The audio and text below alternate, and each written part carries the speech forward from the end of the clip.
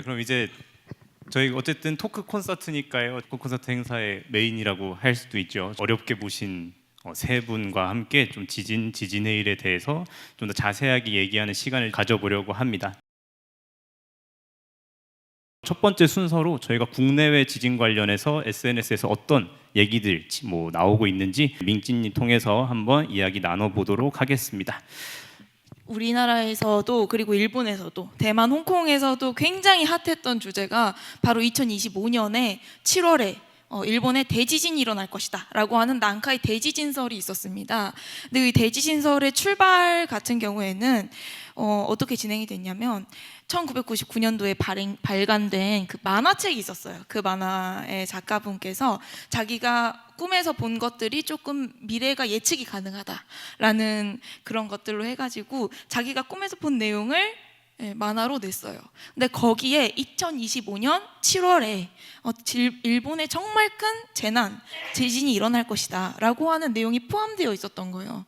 그래서 이게 완전히 붐업이 되면서 이제 SNS에 떠돌게 된 거죠. 2025년 7월에 지진이 엄청나게 크게 온대. 그것 때문에 완전 뭐 여행도 취소하고 뭐 여행뿐만 아니라 사람들의 피해도 엄청날 거고 뭐 구조물들도 다 부서질 거다라고 하는 그런 우려들이 SNS에 많이 떠돌았습니다. 그래서 얼마나 많이 떠돌았냐면 이런 SNS 글을 오히려 언론이 퍼가서 보도를 할 정도로 굉장히 컸어요. 근데 사실 이런 지진 예언이 만화책뿐만 아니라 어떤 미신적인 내용뿐만 아니라 과학적인 내용도 조금 결부가 되어 있다고 들었어요. 이 난카이 해곡이 100년 주기, 200년 주기로 지진이 발생을 하는데 그게 지금 올 때가 됐다라고 하는 거예요. 그래서 이 지진의 예언이 맞을 것이다. 과학적인 일리가 있다라고 하는 그런 어떤 미신과 과학의 컬래버레이션이 이루어지면서 우리 사람들의 공포심을 많이 끌어올렸던 것 같습니다. 그래서 이 부분들 이제 민지님이 간략하게 정리해 주셨는데 혹시 이 부분에 대해서 홍 교수님 먼저 혹시 뭐 코멘트 있으실까요? 난카이 해곡의 난카이 지역이라고 하는 이 남단 지역이 지진이 임박한 곳으로 알려져 있습니다. 그래서 그곳에서 지진이 나게 될 때는 최대 규모가 9.0에 이른다라는 일본 정부 발표가 있고요. 실제 그럴 가능성도 있는 것처럼 분석이 되고 있거든요.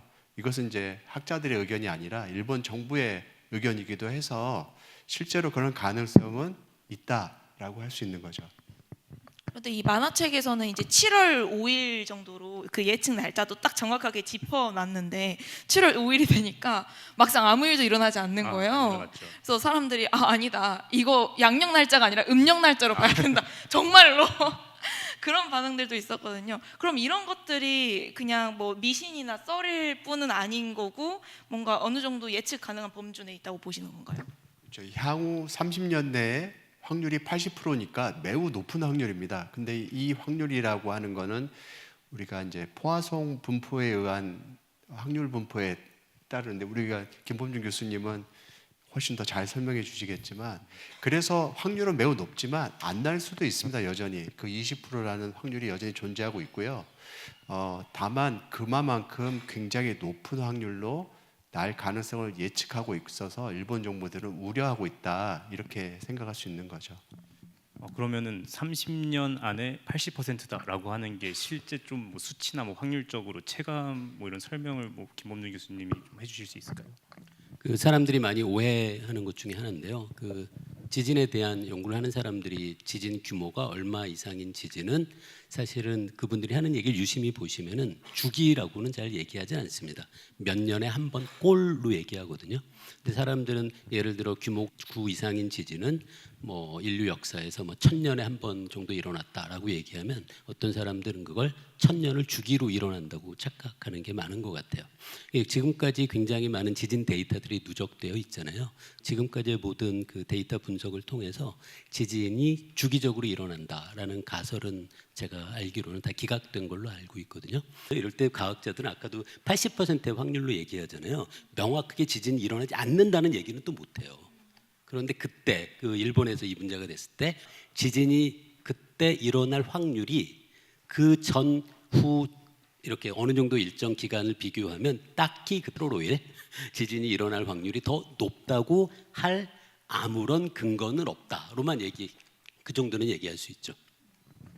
또 아까 홍태경 교수님이 했던 강연 중에 나왔던 내용인데 구레고리에서 계속 지진들이 발생을 하고 있어요. 그죠? 캄차카 반도에서도 지진이 나서 우리나라에 영향이 있을 수도 있다 얘기가 나왔었는데 이 내용은 혹시 언론에서 어떻게 다뤄졌을까요? 자, SNS나 언론에서 이제 또 크게 다뤘던 지진 내용 중에 하나가 바로 이 캄차카 지진이었는데요.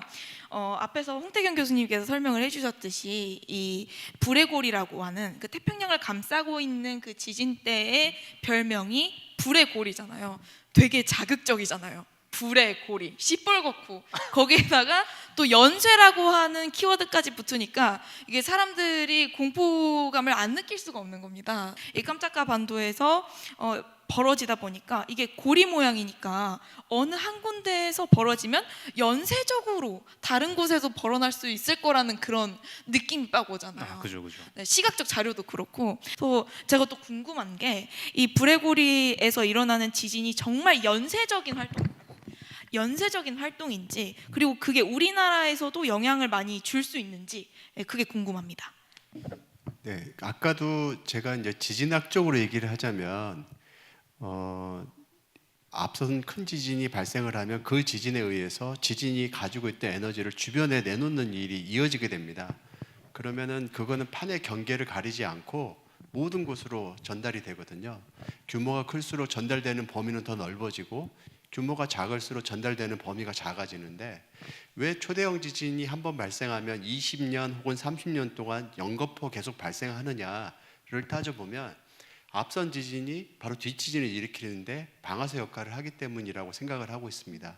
이미 해당 지역에 많은 응력이 쌓여 있는 곳에 앞선 지진이 응력을 추가하게 되고 그 지진으로 또 다른 지진이 이어진다는 거죠. 그러다 보니까 응력이 쉽게 쌓이는 이 판의 경계부를 중심으로 해서 큰 지진들이 이어지는 현상들이 실제로 나타나고 있고요. 다만 이제 작은 지진 규모를 보자면 이제 판의 경계를 넘어서서 다른 지진을 유발하는 일들은 상대적으로 적은 거는 사실입니다. 그럼 뭐 확실한 인과관계는 아니더라도 어느 정도 영향을 주고받을 수 있기 때문에 네. 우리나라에서도 조금 다른 곳에서 일어나는 지진에 조금 예민할 필요가 있다. 그렇죠. 그렇게 정리가 네. 되는 거네요. 네. 네. 궁금증이 해결되셨을까요? 아하, 됐습니다. 네. 자, 그 다음으로 이제 정말 많이 듣는 얘기인데요. 아까도 제가 완전 콘서트 초반에 말씀을 드렸는데 지진 언제 나냐고 물어봐도 모르거든요. 근데 사람들이 많이 궁금해하시는 게 기상청에서 날씨 예보를 하고 있으니까 지진도 혹시 예보가 가능하냐? 뭐 예를 들면 이런 거죠. 저희가 날씨 예보 나가는 것처럼 딱 날씨 알림이 앱, 아무도 안 까셨겠지만 기상청에 날씨 알림이 앱이라고 있거든요. 거기를 딱 켜보면은 지진 발생 확률이 써 있는 거죠. 뭐 예를 들어서 내일 오후 5시에 지진이 날 것이다. 뭐 이런 것들이 가능하냐고 묻는 친구들도 있거든요. 혹시 요거 관련해서도 언론에서 많은 이야기가 나올까요? 동물을 키우는 사람들이라면 알 거예요. 강아지랑 고양이들이 얼마나 예민하고 똑똑한지.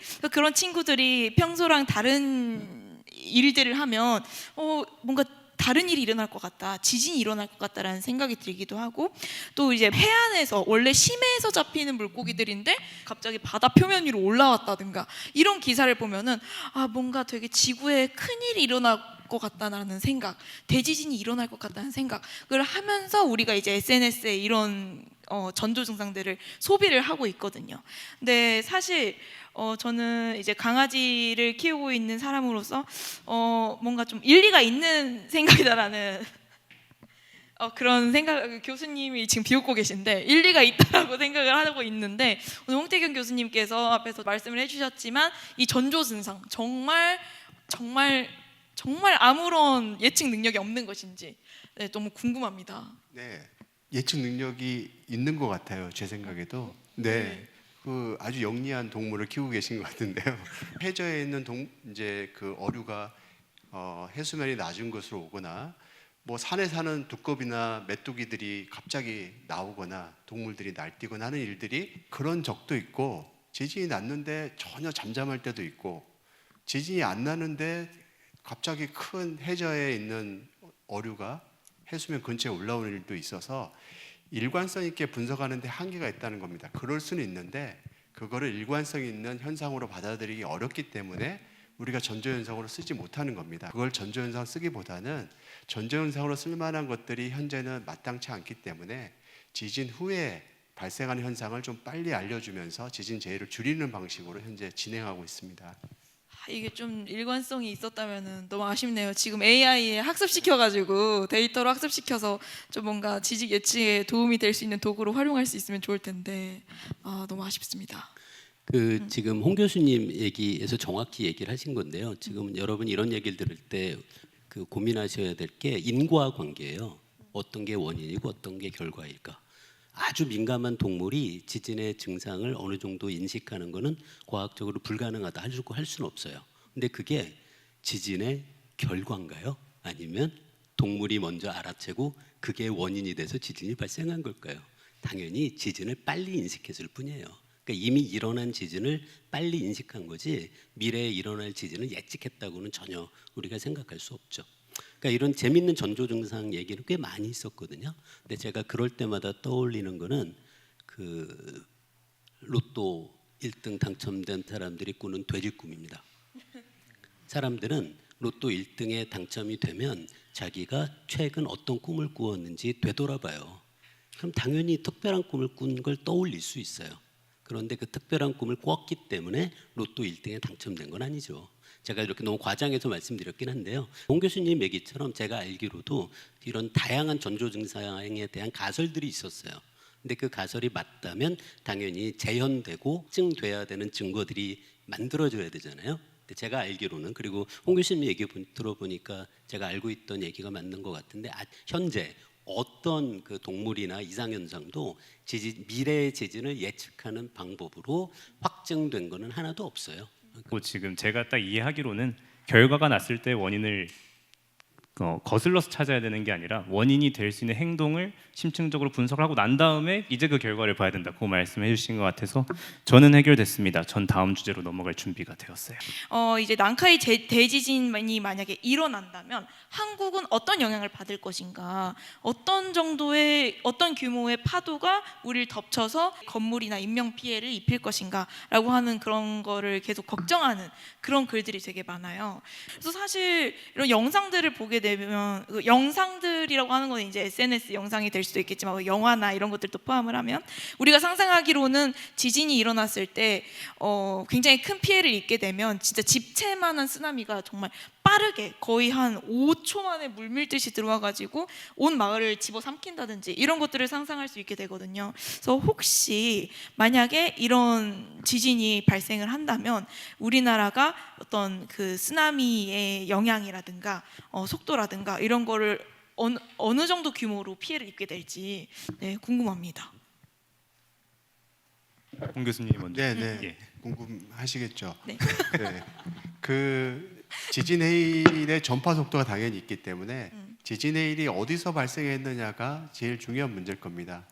우리나라 같은 경우에는 동일본 대지진 같은 경우에는 지진 해일 피해를 못 보겠지만 만약에 난카이 해곡에서 지진이 발생을 한다면 일본 남단을 돌아서 들어오는 지진 해일이 늦은 시간에 도착할 가능성이 있고요. 영향을 어느 정도 미칠 가능성도 있습니다. 다만 그 높이는 아주 크지 않을 거라고 생각을 하고 있는 거죠. 영화에서 연출되는 그런 장면은 아닌 거네요. 그럼 우리가 대피할 수 있는 시간이라든가 환경은 좀 마련이 된다는 거죠. 그렇습니다. 예, 저희 기상청에서 지진해일 특정보 발표하거든요. 그거 보시면 다 살 수 있어요. 네, 그럼 이제 민지님 준비해주신 자료는 이제 다 마무리가 되었을까요? 네, 궁금증은 궁금증이 해결돼요. 네. 정말 수업을 들은 느낌. 네, 교수님이 양쪽에 앉아 계셔가지고 네, 혹시 그러니까. 고막이 괜찮으신지 네, 너무 쾌적한 공부 환경인 것 같습니다. 네. 네. 학점은 확실히 높게 다 받으실 것 같습니다. 제 두 번째 순서죠. 이제 여태까지 가끔 간혹씩 통계 물리학적인 얘기를 많이 해주셨지만 실제 지진에서 통계 물리학적으로 바라봤을 때 어떤 내용들을 얘기할 수 있는지 김범능 교수님과 함께 이야기 나눠보는 시간 갖도록 하겠습니다. 사람들이 생각하기에 왜 통계 물리학이라는 전공을 하는 사람들이 지진에 관심이 있을까라고 궁금하실 것 같은데요. 이 통계 물리학자들이 지진을 바라보는 관점은 이게 좀 단어가 좀 어려워서 벌써 걱정인데요. 비평형 시스템에서 발생하는 가장 전형적인 임계 현상 중에 하나라고 얘기합니다. 이제 막 떠나고 싶지 않으세요? 근데 사실 이게 글쎄요. 이렇게 말은 용어는 어려운데요. 이미 그 홍 교수님이 강연에서 하셨던 얘기예요. 이게 비평형 시스템이라는 이야기는 이게 외부랑 독립적이지 않다는 얘기예요. 그래서 그 아래 뭐였죠? 멘틀의 움직임에 의해서 지각 부분에 에너지가 전달되고요. 그렇게 전달된 에너지에 의해서 지각을 구성하고 있는 어떤 물질들의 변화가 생기는데 이게 비평형 시스템이라는 얘기고요. 그 다음에 임계현상이라는 게 이게 어떤 거냐면 여러분도 생각해 보셔도 되는데요. 아주 간단한 생각이에요.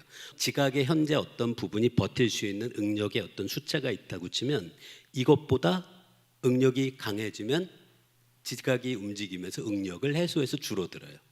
이것보다 응력이 낮으면 지각이 안 움직이니까 응력이 농축되죠.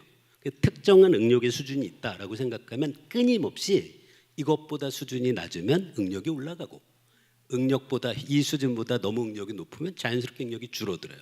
그래서 어떤 특정한 응력의 수준을 향해서 지각 시스템이 끊임없이 다가서게 되거든요. 여러분 특정한 수준이 있다. 이게 여러분이 아는 그 끓는 점 어는 점 그 얘기예요. 그렇죠? 그래서 전형적인 임계 현상이라고 물리학자들은 생각해요. 자, 그 다음에 앞에서 우리 지진의 주기 얘기를 했잖아요. 그리고 지진이 이제 그러니까 전조 증상은 없는 것 같아요. 근데 그래도 우리가 생각할 수 있는 게 예를 들어 전조 지진이라는 건 있을 수 있을까? 예를 들어서 오늘 작은 지진이 일어났다면 그게 이후에 일어날 큰 지진의 전조 지진이라고 할 수 있을까? 그런 게 궁금할 수 있죠. 이럴 땐 그 통계 물리학자들은 지금까지 발생한 지진 데이터를 갖고 그냥 분석을 해보는 거예요. 제가 이 그래프를 그릴 때 사용한 데이터는 한국 기상청의 홈페이지에서 내려받아서 그래프를 그려본 건데요. 첫 번째는 여기 아마 이공계 쪽 학생들은 대학생들이면 들어본 학생들이 있을 거예요. 퓨리의 변환이라는 거라면은 주기를 알 수 있거든요. 주기가 없다는 걸 명확히 보여주는 게 첫 번째 그래프예요. 이 가운데 높은 픽의 위치가 그 프리퀀시가 0이에요. 거기 픽은 당연히 있어요. 거기 말고는 다른 데가 픽이 없잖아요. 정확한 주기가 있다면 거기 뾰족뾰족한 픽들이 보여야 돼요. 지진은 정확한 주기가 없어요. 그 다음에 오른쪽은 이거를 통계 물리학에서는 자기 상관관계라고 불러요. 시간에 대해서 오늘 일어난 지진이 예를 들어 3일 뒤에 일어날 지진과 얼마나 상관관계가 강한가. 그걸 측정하는 통계학의 아주 간단한 방법이 있거든요. 그걸 그래프로 그려본 거예요. 그럼 어떤 거예요? 0일 때만 높은 값을 갖고 그 다음에 줄어들잖아요. 결론은 당연히 오늘 지진은 오늘하고 상관관계가 있죠. 근데 하루만 지나도 지진은 상관관계가 급격히 줄어들어요. 결국 전조 지진으로 미래에 올 큰 지진을 알기는 어렵다라는 거죠. 이게 정말 좀 조심하셔야 될 게 그런데 그 큰 지진이 있잖아요. 그 다음에 여지는 상관관계가 있어요. 게다가 그 상관관계는 그 몇 함수의 꼴로 줄어들거든요. 그럼 굉장히 길게 된다는 거예요. 아까 홍 교수님이 얘기하신 것처럼 큰 지진이 일어나잖아요. 그거에 의해서 발생하는 여지는 미래에 대해서는 상관관계가 굉장히 길게 이어져요. 이것도 제가 우리나라 통계 그 기상청에 지진 데이터를 감사하게도 내려받아서 그려본 건데요. 이 결론만 말씀드리면 우리나라에서 발생한 지진이 어떤 빈도로 일어나는지에 대한 확률 분포예요. 혹시 이런 쪽에 관심이 있는 학생, 여기 대학생들이니까 조금 더 자세하게 얘기해 보자면 여기서 M이 아까 여러 번 들었던 지진의 규모고요. 여기서 세로축이 누적 확률 분포예요. 그래서 여기서 딱 M을 찍고 거기에 해당하는 세로축의 값을 읽으면 그 규모 이상의 지진이 발생할 확률이라고 생각하면 돼요. 근데 지금 여기서 보면 그 끝에 오른쪽 몇 점을 빼면 거의 직선상에 놓여 있잖아요. 이 확률 분포가 아까 말씀드렸던 몇 함수의 확률 분포예요. 예. 그 다음에 요거는 꽤 저는 제가 만들었던 그래프 중에 중요하다고 생각해요. 이게 뭐냐면 가로축은 지진의 규모고요. 세로축은 그 지진이 몇 년에 한 번꼴로 일어날까에 대한 데이터예요. 지금 여기서 점은 우리나라에서 실제 발생했던 지진이고요. 제가 여기서 본 녹색 선을 쭉 이었잖아요. 예. 사실 통계물리학자들은 이렇게 해도 된다라고 생각해요. 그래서 이 그래프가 제가 굉장히 유용하다고 생각하는 게 저도 지진 재난 문자 봤잖아요. 그럼 이 그래프를 다시 열어봐요. 이번에 3.5네. 그럼 3.5를 가로축에서 찍고 그 다음에 세로축에 몇 년하고 만나는지를 보세요. 그러면은 10의 마이너스 1승하고 10의 0승 사이잖아요. 그럼 이게 무슨 얘기일까요? 아, 우리나라에서 규모 3.5 정도의 지진은 1년에 한 5번, 10번은 일어난대요. 아, 그러면 그렇게 큰 지진은 아니구나라고 생각할 수 있죠. 지금 이 데이터에서 규모가 6.5인 지진은 우리나라에서 약 120년에 한 번꼴로 일어날 거예요. 일어났어요, 지금까지. 미래는 솔직히 제가 확실하게 얘기는 못하죠. 예. 통계적인 규정성이 그 미래에 일어날 지진에도 여전히 유효하다면 우리가 할 수 있는 가설인 거죠. 예, 그래서 규모 6.5면 상당히 큰 지진이에요. 근데 저는 이런 분석이 꽤 중요하다고 생각하는 이유가 있거든요. 여러분이 돈을 많이 벌어서 나중에 그 건물주가 됐어요. 그래서 건물을 쌓고 싶어, 빌딩을 건축하고 싶어요. 근데 생각해 보니까 한 100년은 쓰고 싶어요. 그럼 내진 설계를 결정해야 되잖아요. 몇 년을 버틸 지진에 대비할지. 그럴 때 이런 데이터 분석이 도움이 되죠. 근데 그렇게 도움이 됐다고 해서 지진을 예측한 게 아니에요. 예, 그래서 저는 지진에 대해서 정확히 언제 어느 정도의 규모의 지진이 올지를 예측해내자라는 건 굉장히 어렵고, 그리고 사실은 상당히 거의 불가능에 가까운 일처럼 보여요. 현재의 과학기술 수준으로는. 그래서 저는 지진에 대한 얘기가 항상 이런 기회 있을 때마다 말씀드리고 싶은 게, 지진은 예측보다 더 중요한 건 대비라고 생각해요. 지금 여기서도 건물주가 된 여러분이 내진 설계를 할 때 기준을 정할 수 있잖아요. 대비에는 도움이 돼요. 근데 그렇다고 해서 예측한 건 아니죠. 그리고 요 아까 잠깐 말씀드린 것처럼 이런 그래프 볼 때 항상 굉장히 제가 강조하는 게, 여기서 보면 규모 6.5 이상 지진은 약 120년에 한 번꼴로 얘기할 수 있잖아요. 이게 120년을 주기로 일어난다는 얘기가 아니에요. 빈도가 120년에 한 번꼴이라는 거예요. 그래서 오늘 6.5 지진이 일어나고 내년에 일어날 수도 있어요. 주기가 아니라는 거는 항상 이렇게 제가 강조 말씀드리고 싶어요. 어쨌든 제가 강조하고 싶은 얘기는 바로 이거예요. 지진은 예측하기 어렵다. 예측하기 어렵다고 해서 우리가 대비할 수 없다는 뜻은 아니다. 그래서 지진은 예측보단 대비로 우리가 생각을 바꿔야 한다라는 게 제가 말씀드리고 싶은 얘기입니다. 예, 요쯤에서 제 얘기는 마칠게요.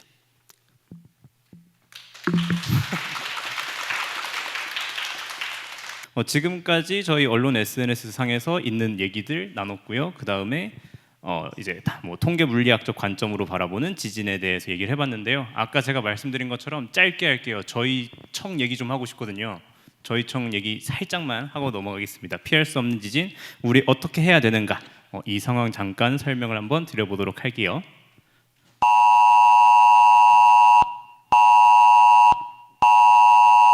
여러분 이거 소리 들렸을 때 아까 김범준 교수님 말씀하셨는데 가만히 계시면 안 돼요. 여러분 뛰어나가셨어야 돼요. 네, 일단 소리부터가 굉장히 거슬리시죠. 최근에 들으신 분이 있었을 수도 있겠네요. 수도권 지역에 사신다 그러면은 올해 초에도 한번 들어보셨을 거고요. 혹시 그럼 민기님은 그럼 재난 문자 이렇게 딱 올렸다 했을 때 뭐 어떻게 해야 되겠다 딱 드는 생각이 있으신가요? 아니요, 생각이 없고 평소대로라면 그냥 또 올렸네라고 생각해서 이제 폰 끄고 할 일 하든가 하는데, 이제 오늘 말씀 들어보니까 정말 김범준 교수님 말씀대로 이거 울리자마자 바로 튀어나가거나 막 딱딱한 책상 밑에 들어가서 대비를 해야겠다 뭐 이런 생각이 드네요. 네. 네, 그래서 잠깐 공익 광고 시간이 있겠습니다. 기상청에서는 지진이 발생하면 규모와 진도를 기준으로 해서 재난 문자를 발송을 하고 있습니다. 그래서 저희가 재난 문자 보낼 때 규모 기준들이 다 나뉘어져 있어요. 저희가 정말 내부적으로나 외부적으로나 이 정도 지진이면 정말 누군가는 다칠 수도 있다라는 생각으로 문자를 보내고 있어요. 이런 부분들을 좀 알아주십사 방금 이렇게 소리를 트는 시간도 한번 가져봤고요. 자, 이제 막 거의 마무리 수순인데요. 이제 제가 준비한 마지막 질문 같아요. 이제 교수님 두 분께 여쭤보고 싶은데, 결국에는 오늘 나온 얘기들을 다 종합을 해보면 우리나라에도 큰 지진은 발생을 할 수는 있는데 그 빈도가 뭐 해외보다는 좀 적잖아요, 사실. 그래서 혹시나 이제 어떤 국민들 같은 경우에는 우리나라는 좀 빈도가 낮은데 국가 차원에서 좀 과하게 반응하는 것이 아니냐라는 의견도 있었고요. 오히려 이제 우리나라 사람들은 지진 빈도가 낮으니까 좀 안전 불감증이 있는 거 아니냐, 언제 발생할지 모르는데 항상 준비를 해야 된다. 어떻게 보면 좀 대립되는 양쪽에 있는 의견들이 좀 있었는데, 혹시 이 부분에 대해서 홍태경 교수님 혹시 어떻게 생각하시는지 궁금합니다. 네, 지진 대비라고 하는 것은 어쩌면은 사회적 합의라고 할 수 있습니다. 우리나라가 이제 겪는 지진 특성은 지진 발생 빈도 자체가 되게 적거든요. 이런 나라에 살고 있는 국민들이 주로 느끼는 의식은 뭐 지진 잘 안 나는데라는 의식이 되게 강하거든요. 이러다 보면은 지진에 대한 대비가 소홀해질 수밖에 없고, 그러면 만약에 지진이 난다면 피해가 커질 수밖에 없게 되는 거죠. 그런데 우리나라에서 발생 가능한 최대 지진 규모는 한 규모 7.0 정도 되는 걸로 판단이 되고 있습니다. 그런 지진은 언젠가는 발생할 텐데, 만약에 발생했을 때 잘 안 나니까 대비가 안 돼 있다고 하면 피해가 매우 커질 수밖에 없는 거죠. 그리고 인명피해는 지진에 의해서 발생한 인명피해가 지진 발생 후 하루 이틀 내에 수만 명에 이를 수 있기 때문에 우리가 이제 그런 점을 감안해서 과할 정도로 미리 경고를 하는 것은 국민들의 안전을 위해서는 도움이 되겠죠. 그런데 이걸 어느 정도 수준까지 할지는 이제 사회적인 합의 문제입니다. 이미 홍태경 교수님이 얘기를 잘 해주셔서 따로 그 보탤 말이 많지는 않은데요. 잠깐 그 머릿속으로 계산을 해봤거든요. 그러니까 지진파의 전달 속도가 초속 뭐 대충 5km라고 하면 우리나라 한반도에서 남한의 남부 길이가 기껏해야 500km도 안 되잖아요.